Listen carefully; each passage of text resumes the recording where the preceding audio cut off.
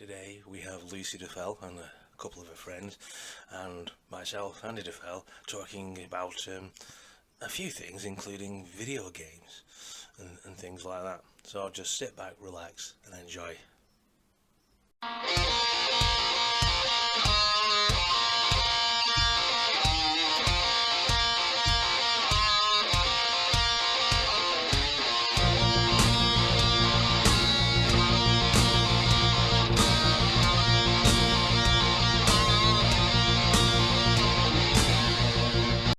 Yeah, this is Lucy Duffell. You know my daughter. We did a video.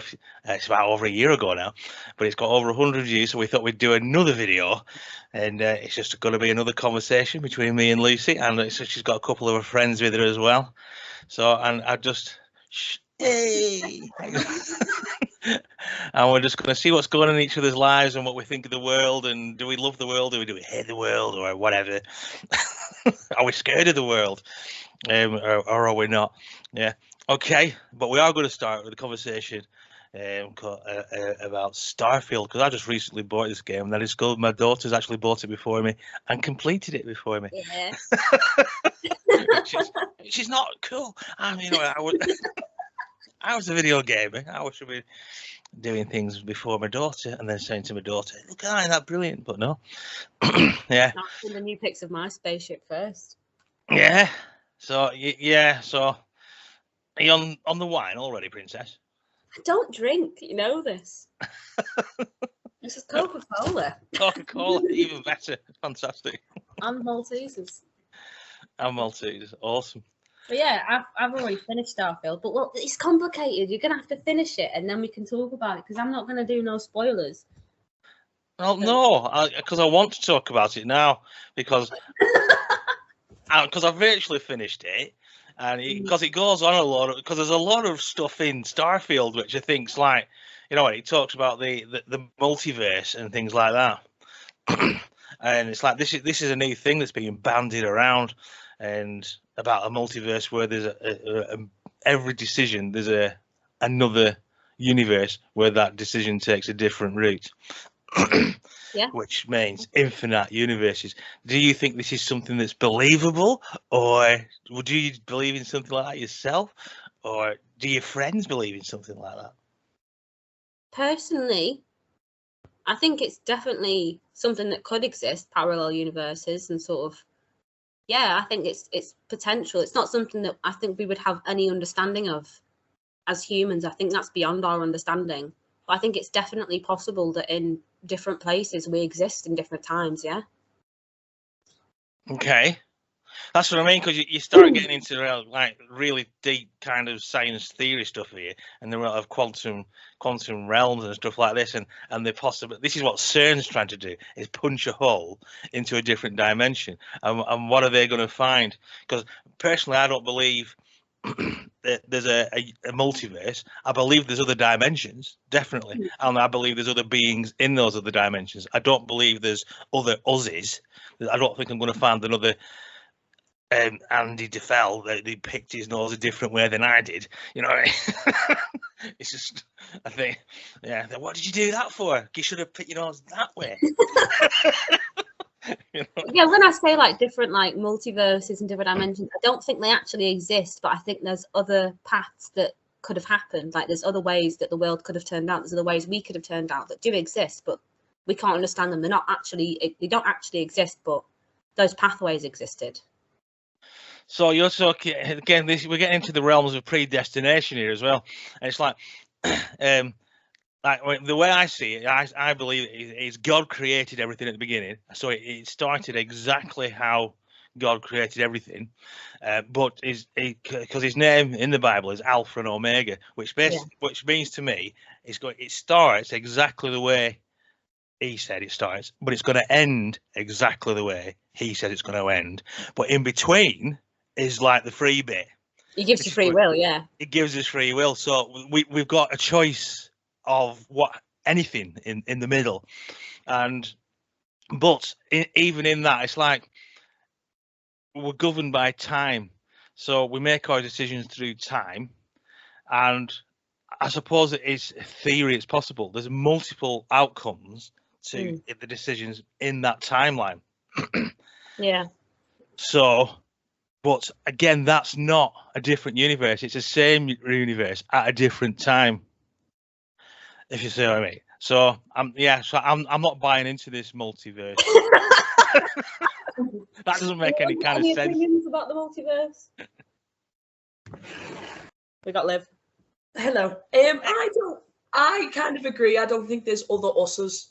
I think that's pretty impossible. But I think more so with the whole, like they call it the butterfly effect, don't they? Where if we'd have done something different, then we wouldn't be where we're put now. So I guess you are right with the governed by time. I think that is more of a free will rather thing, that whatever we do now can affect us in the future. But if we do it different, we're going to go follow a different path. Rather than a multiverse, definitely more so different like ideas of what we've done differently in other spaces.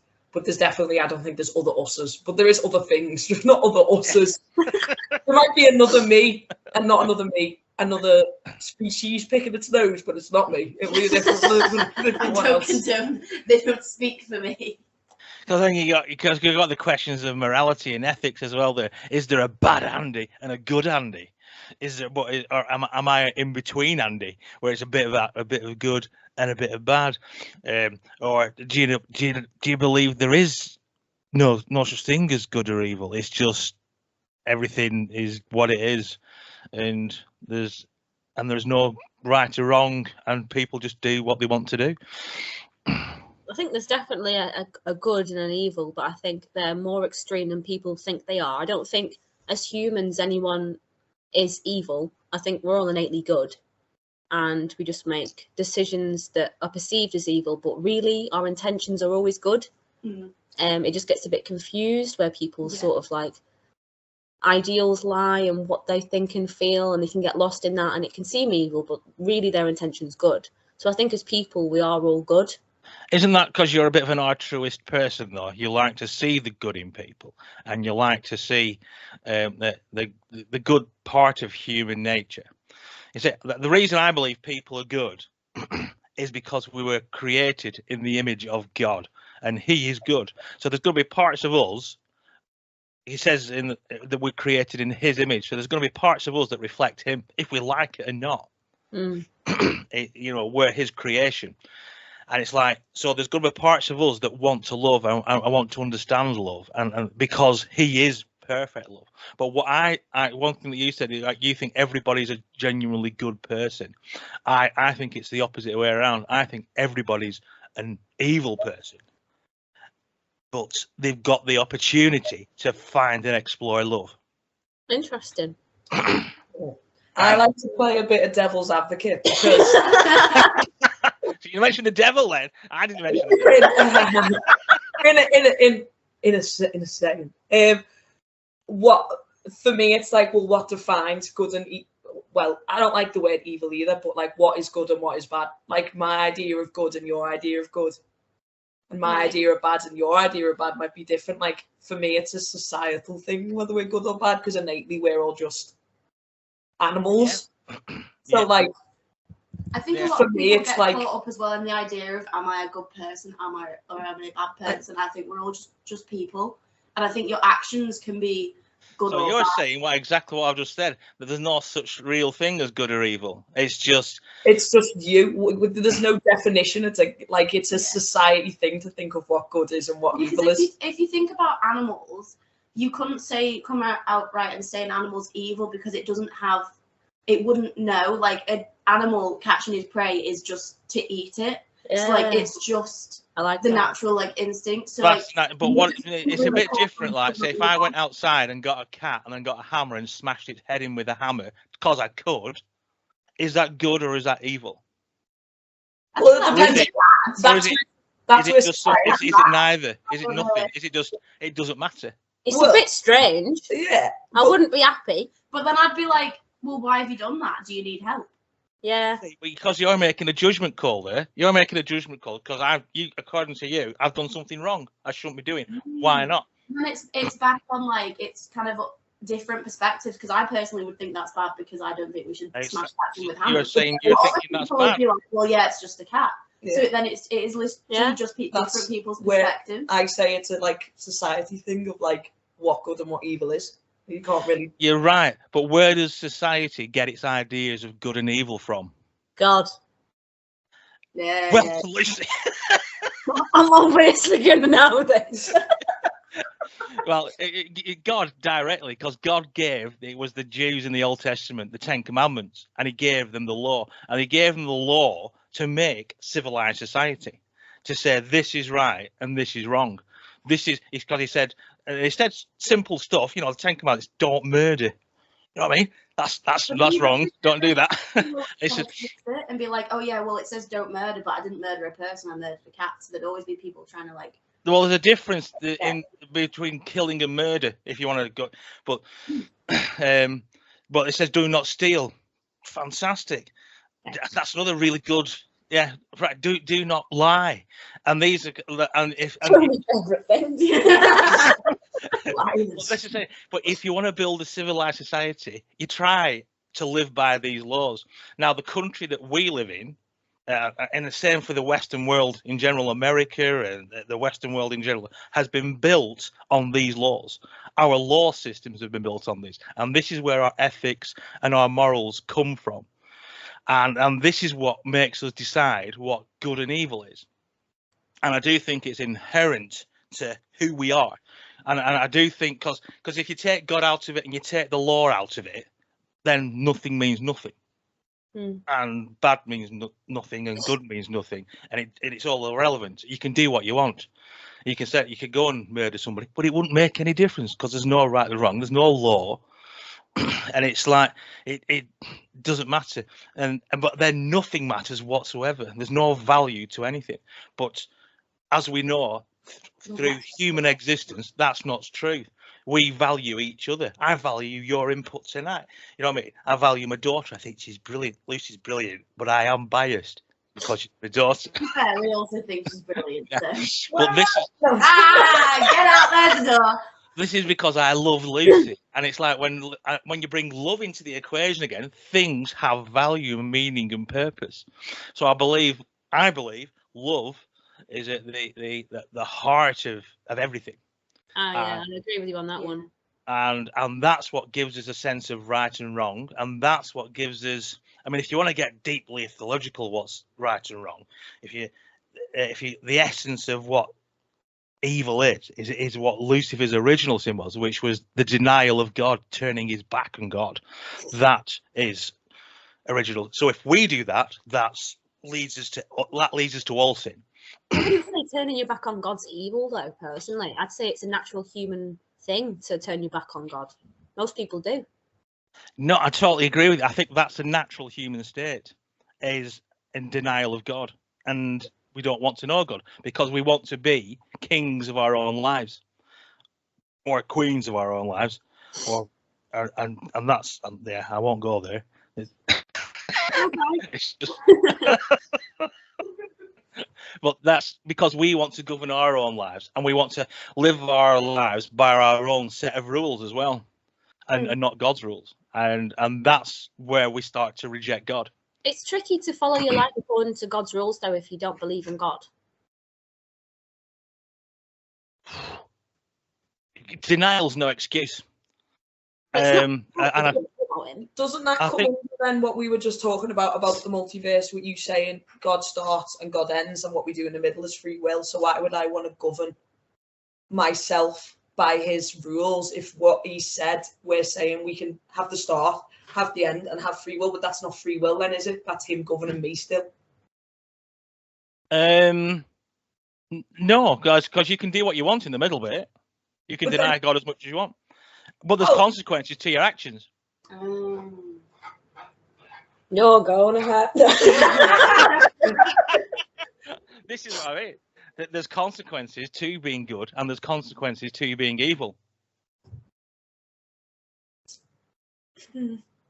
But you see, the thing is, this is what the whole Bible's about, right? And this is why I think it's absolute genius. Is we are all evil, so there's nobody better than me, and I'm no better than anybody else because we're all fall short of the glory of God. But that means that we're all damned to hell because we're all sinners. So what Jesus did is he died on a cross for all of us because primarily he loved us. That's why he did it. That was his reason. He took all of sin, everybody's doing wrong, everybody's thing on himself. He took that to hell and left it there.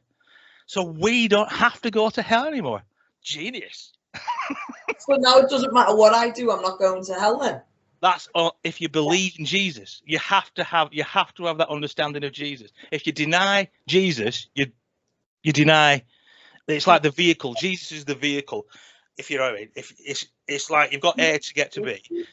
If you want to get to heaven, you've got to accept Jesus. If you don't get in the streetcar called Jesus, you're not getting to heaven, because it's denying what he did, and the reality of what he did is the sin. It's when you acknowledge what he did and go, he did die for me because I'm such an idiot, and he did die for me because I keep getting it wrong, which I hold my hands up to. Yeah, I keep getting it wrong, and I'm so glad I've got God there to say, Andy, it's fine because I've got you covered. It's like, but as a literal thinker, as a very literal thinker, to play again, not to mention his name, but the devil's advocate. There's Lucifer, or it was past tense. He technically didn't die for me because I wasn't born. So no. So you're missing the point. I said you're created, right?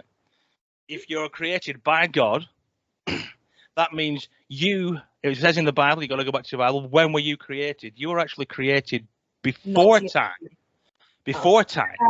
Before time exists. You were his prize plan. You are the jewel in his crown. This is my incredible creation, and this is primarily why Lucifer rebelled. He looked at you and he think, wow, you're building that, I'm not having that, I'm kicking off. And your face, my face and went, nah. The human machine, the human thing is God's, but it's not just about the human race, it's about you individually. Jesus would have come back and died on that cross if it was just you. I see now. I'm picking up what you put down. Yeah. So you're his creation, and that creation, according to the Bible, was lost at the beginning through deception. And that's why we can be redeemed. So we were deceived. So it's not our fault. We were deceived. Therefore, we can be redeemed. And our Redeemer is what Christ did on the cross. And that what makes us acceptable to him is because of what Jesus did. Nothing we can do. And I love it. That's a level playing field. Then you know what I mean. And I think why when everybody's good, some people can be better than other people, and some people are better than other people, and they should be treated differently. It's not when everybody's a sinner, and we all fall short. You've all got a target of being. Yeah. And you know what I mean. I'm better than nobody else, but nobody's better than me. So it's a level playing field, and I think I love that about that. And it takes it takes the pressure off. I don't have to try to be good every day of my life because I know I'm going to cock it up, you know? But I know I'm covered as long as I'm trying to go down that path. Generally speaking, I'm going to, as we do, try and live our lives a good way. We don't know why we try and live our lives a good way, and most of us don't. But I believe I do, and the reason I try and live my life as a good, because I know that will improve my relationship with God. That's what it's true. about. This is like very similar to the 12-step program people do when they're in addiction. Like, you've got to surrender to your higher power and just know that you're going to make mistakes, but you've just got to surrender and let your higher power take the wheel, sort of thing. And that's forgiveness. Yeah. And forgiveness is actually, I think forgiveness is the key part of fighting addiction, because the one thing you've got to learn to do is learn to forgive yourself. And that's so hard sometimes, is forgiving yourself, because you are, as I said, an incredibly fearfully and wonderfully made machine that God created you to be, and you've abused and abused it, and you've harmed yourself through your own doing. You know what I mean? You've shoved whatever it is into your veins, or you've filled your head with completely the wrong imagery. You know what I mean? And it's like you are fearfully and wonderfully made, and you've got to say, hang on a minute, you've got to acknowledge yourself as a person and say, I've harmed me, and I've got to say, I'm so sorry for what I've done. You didn't deserve that, and I'm going to not do that to me again. Yeah. You know, I'm going to love me the right way. You know what I mean? I'm not going to shove that crap in my veins. I'm not going to drink alcohol anymore. Stuff like that. It's because you know what it can do to you. Honestly, I don't want to, because I still like a pint. You know what I mean? Fantastic. I can agree with you on that one. I can agree with you on that one. But if alcohol is ruining your life and your family's life because you're addicted to it, then you should stop it. Mm. You know what I mean? And that's where love comes in, because you love your family and yourself more than the alcohol, and it's where you choose to love the alcohol or yourself or the family. Mm. And that's what addiction about. It's beating that, because it is love, because that's a different kind of love, but it is still love. You love alcohol, you love heroin, you love, and it's a physical, total mind, emotional connection, and it's part of you.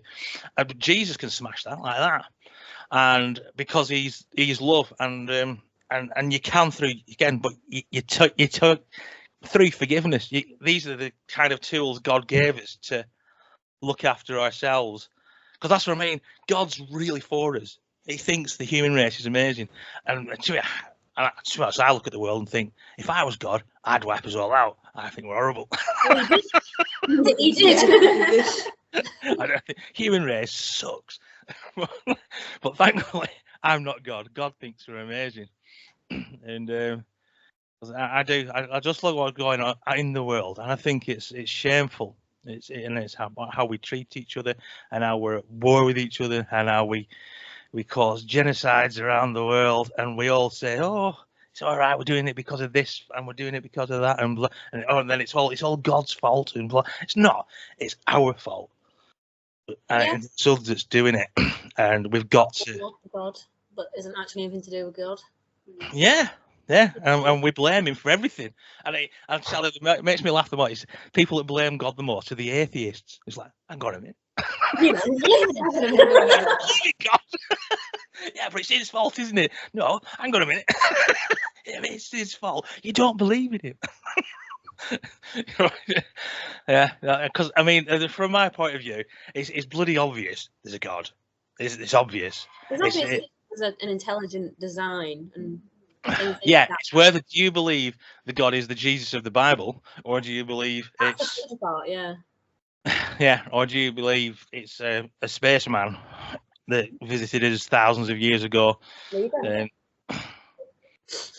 So, but then when you put the parallel story, Jesus came a couple of thousand years ago and did his amazing thing.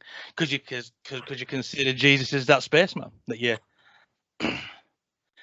Because he had a miraculous arrival and a miraculous, and you know what I mean. It's like people say, "Oh, there was." He was beamed up. If you want that thing, that's a way of understanding it. But yeah, it's God's obvious. There's a God. That's once we get that out of the way, we all agree that there's a higher intelligence. We can move on then, if you know what I mean. Because I think people who vehemently say there's no such thing as God, these people are just lovers of self. I have no time for the people like that, to be honest. I just think they're idiots. And it's like, I do. To bring it back to Starfield, though. Yeah, Starfield, go on. It's interesting what you were saying at the start about multiverses, because I think you're very on to with what the ending's going to be. What do you mean, the end? Have you figured it out then? Do you know what's going to happen when you collect all of these artifacts? That you punch your way into a different universe. Yeah. And there's a different way through, but that's what mankind's been trying to do for donkey's years old. There's nothing new here. This is the thing that the different dimensions have always been there. And it's not just a scientific, wonderful technological age that we live in. We think we're really clever now. And I believe if you actually go back before the times of Noah, they were actually more clever than we are now, because they were messing around with the technologies that we're struggling with, and they were doing it really, really well. Going into different dimensions, hiding in different portals and different areas. In the Bible, if you read Genesis, it says there's actually 14 different levels of existence. Now, it was about 10 years ago, CERN came to the conclusion and said, hey, look, there's 14 different dimensions that we can prove exist. You don't hear about this, but it's like, hang on a minute, I told you about that in a book they wrote 2,000 years ago. Yeah. And it's like, and there's so many things that just prove the Bible is, shall we say, inspired by another being other than the human beings. Because go on. So I'm just thinking, when you, so say theoretically in Starfield, if you build this portal, are you going to go through it? Well, there's another game, right? Let's talk about video games. I love. It's one of my. I think it's my favorite video game of all time, and it's Doom. And Doom, they are building a portal. That's exactly what they're doing. And they want to harness the powers from what's at the other side of the portal, which is exactly what Starfield's about. Same story again. But what I think the truth of Doom is, and I think is brilliant, is when they're punched through into the dimension, they're pushed straight into hell. And there were the other beings there. That's where the dead walk. That's where the Nephilim walk. That's where the fallen angels walk. And they thought, wow, it's not just a matter of the humans race going through into hell. It's the demonic coming through into the human world in a physical form. And it's like, wow. That's what we've been trying to do for donkey's years. So Starfield, yeah, it's. And what deals can we do with the devils and the demons and the Nephilim and things like that? Because this is what they want. They want power and control. And if you worship the Nephilim and the demons, they'll give it you. Yeah. They really will. They'll give you, if you say, I want to be a pop star. Right, you can be a pop star, but you just sign this contract and you can have what you want. And they'll give you the money. They'll give you all the desires and loves and lusts of the world. All the 7 deadly sins. It's all there for you. Because they want to take you away from the fact that there's a God. Yeah. And that's what it's all about. Well, I'll tell you a little confession. Go on. Is I've reached the end of Starfield and the portal's there and I can't bring myself to go through it. Why not? I've completed the game 3 times now. And got to the portal, and I still can't go through it. I've not been through it. No way. Nope. That's cool. Why would you want to? That's a good question. What's the point? What's the point? I don't get it. And I think what's interesting is I've looked online as well at other people who, because obviously I saw the portal and I was thinking, not doing that. But then I've been online and I've watched walkthroughs of people who do it, and you see what happens afterwards. And I'm just thinking, the whole point is meaningless. It's all so meaningless. Like there's nothing to it. I'd rather stay where I've built a life for myself. I've built a community. Like I've got all these outposts and all these people and all these systems to work, and I've built a life for myself in this universe. Why am I going over there? Yeah. So I've not actually completed the game. Praise the Lord. Thanks. That's awesome. Because that's another lie that Lucifer tries to put out there, is that this reality isn't important. And that's totally the opposite. The fact is, everything centers around this reality. This is kind of the hub of the other realities. It all anchors on this one because God created it that way. You know, even heaven and hell, they're all anchored around this reality because this is God's big plan. You know what I mean? And we're at the center of that plan. So this reality, this flesh, and it will be changed in the future, but again, you read your Bible. But it's all the answers are there. Are your friends gone? We were about to have tea, so they're in the kitchen. Right. Okay. It's Kiev night. Yeah. No, I Chicken really Kiev enjoyed it. night. Do you want to talk about anything else? You want to carry on with Starfield? Or? I can't think. Well, there's a housing crisis. Oh. Well, we don't have to talk about that. I don't think there's anything else. Well, I think we've got a Labour government crisis. I've never seen such a weird man in control of our country, and I think he could be dangerous. It's interesting, yeah. I think he's got blood on his hands. I'm not sure where he. I mean, I don't know enough about it yet, but he just some of his decisions and some of how he does things. That he's more in. He doesn't stand for what I think Labour should stand for. Yeah, Labour's not Labour anymore. No, Doesn't feel like Labour used to be about looking after the poor, you know, making sure that wealth was evenly distributed and everybody had a fair chance. That's not what this Labour's about. Mm. And I'm like, who is this man and what's he done? I'm not saying, I'm not saying the Conservative Party. I think they were worse in some respects, but there's. Well, I don't think this guy's the answer either. I think there's something not right with this guy. I think we finally agree on something politically, Dad. I think this is the first. It sounds not He's not all there, this guy, and just some of the decisions he's made, they just don't seem. They don't have that empathy, that human touch. They don't have that. It's like, you're meant to be a leader of our country. You're meant to be a representative of the people of this country, and you're nowhere near. I do love Angela Rayner, though, the Deputy Prime Minister. I think she's brilliant. I've not heard much from her, to be honest.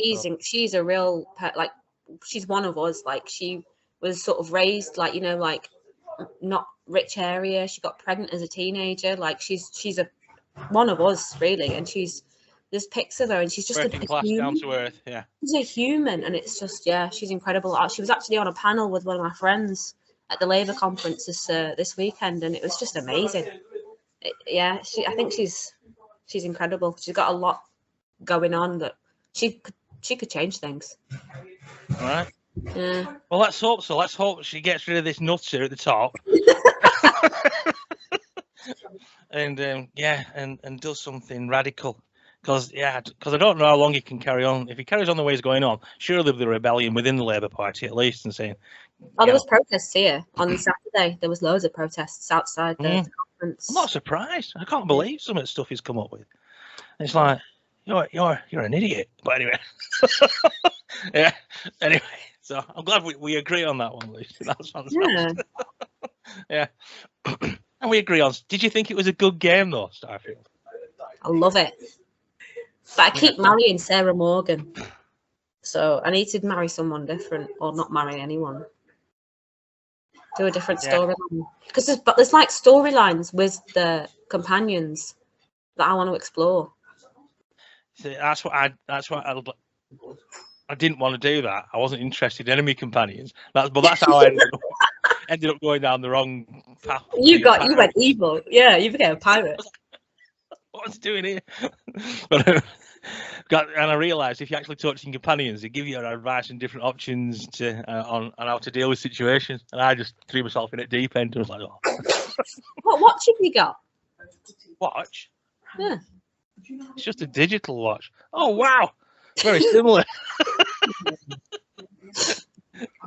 Very cool, Princess. None of this smartwatch nonsense. No, somebody sent me a text on my phone that's there.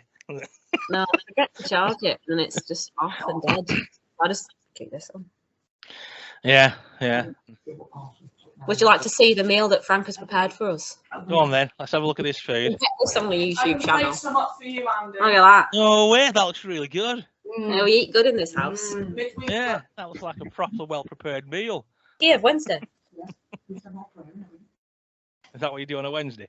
Yeah, we have chicken Kievs. Chicken Kiev Wednesday. Yeah, that's really good. Yeah, I do feel like eating something else now myself. I'm not. You can. Do you want to call it quits now, or?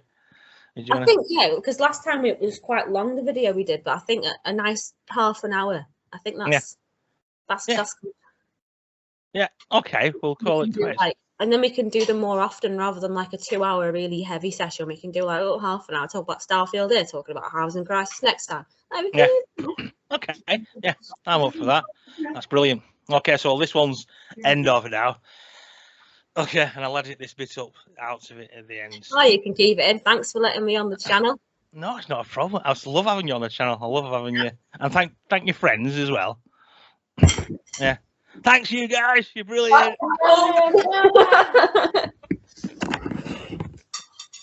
That's awesome. Really tough to feature that. I think that'll be a really good video.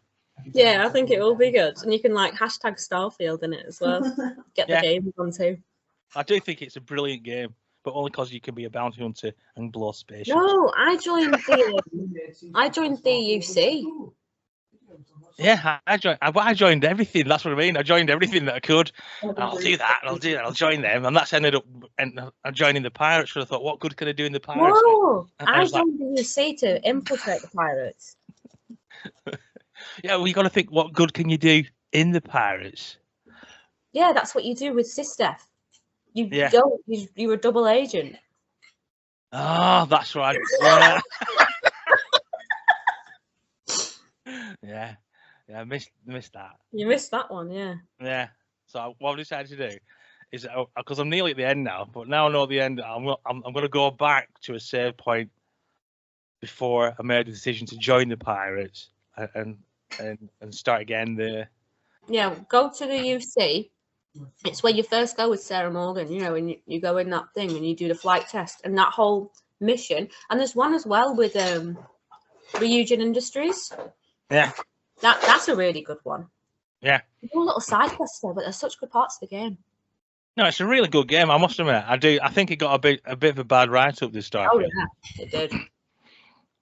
Yeah. Well, I do think a lot of that because it was a lot of it was it's the inclusion wagon, you know what I mean? It's the everything is inclusive and all that kind of. I don't know why people have such beef with that. So what? You can make your character non-binary. The non-binaries were buzzing.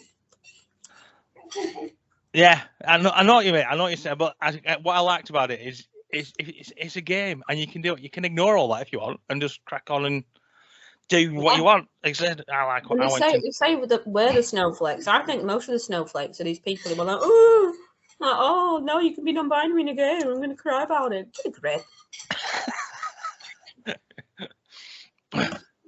Yeah, so that's why I've just thrown, and it is actually a good game. Does it beat Fallout 4? I'm not sure. No, Fallout. I do love Fallout. Fallout's the OG. Yeah, I think Fallout has the edge, definitely. Fallout New Vegas, though. That's the best. I am looking forward to the new DLC for Starfield coming out. Yeah, I've seen it. The serpent thing. That looks really cool. Yeah, you're gonna like that. I can already tell. Yeah. So that's my Christmas present to myself, I think, is Starfield DLC. It's only about 30 quid, which is brilliant. Bargain, yeah. Oh, so well, I'll let you sit and have your tea, Princess. All right. It's been really good catching up and having a chat. I'm glad we've done this again. Yeah, me too. I love talking to you. I think you're brilliant. Thanks, Dad. I think you're brilliant too. I'm really proud of you. Thank you. I love you lots. I love you too.